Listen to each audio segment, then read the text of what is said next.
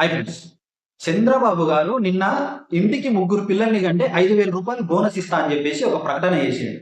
ఈయన ఉద్దేశం ఏందో నాకు అర్థం కావట్లేదు కానీ, చంద్రబాబు గారు వాళ్ళ తండ్రికి ఇద్దరు కొడుకులు. ఒకరు చంద్రబాబు నాయుడు, ఇంకొకరు రామ్మోహన్ నాయుడు. అంటే వాళ్ళిద్దరు బాగానే ఉంది. మరి చంద్రబాబు గారికి ఒకటే కొడుకు లోకేష్ గారు.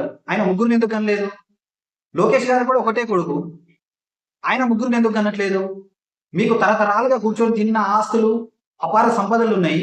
మీలాంటి వాళ్ళు ఒక కొడుకుతో సరిపెట్టుకుంటే, ఒక సామాన్యుడు, ఒక మిడిల్ క్లాస్, ఒక నార్మల్ వ్యక్తి ఇద్దరిని ముగ్గురిని కానీ ఇవాళ రోజున ఎలా చదివించుకుంటాడు సార్?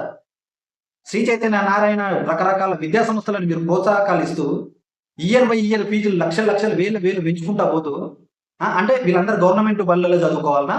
మీ పిల్లలు మాత్రం మందలం ఎక్కాలనా?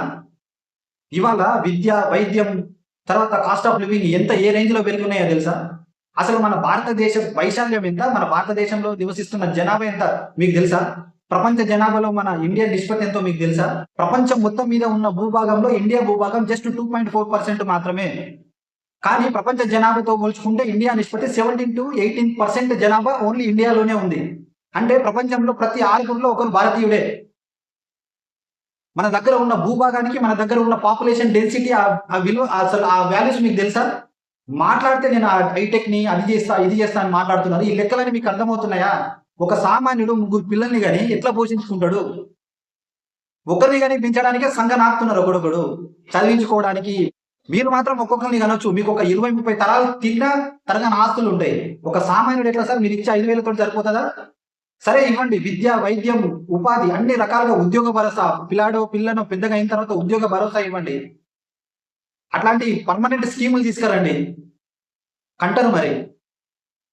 జనాభా పెరిగిపోతుంది అని చెప్పేసి మాట్లాడుతుంటే మీరు మాత్రం ముగ్గురిని కానండి, నలుగురిని కానండి.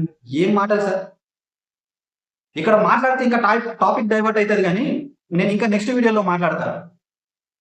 మీరు ముఖ్యమంత్రి అయిన తర్వాత మీకు ఏజ్ పెరిగే కొద్దీ చాదస్తం పెరుగుతుంది. ఏం మాట్లాడుతున్నారు? ఈయన మస్తు చెప్తాడు. ఆంధ్ర రాష్ట్ర ప్రజలు ఈయన మాటలు నమ్మి కనుక మీరు నలుగురిని గంటా ఉంటే సంకనాగిపోతారు. ఒకరిని కానీ మించడానికే ఇవాళ నానా సంకలనం నాకుతున్నారు జనాలు. కాస్ట్ ఆఫ్ లివింగ్ ఎంత పెరిగిపోతుంది? ఒక తల్లిదండ్రులు చేసే కష్టం మీద ఎన్ని డబ్బులు వస్తున్నాయి?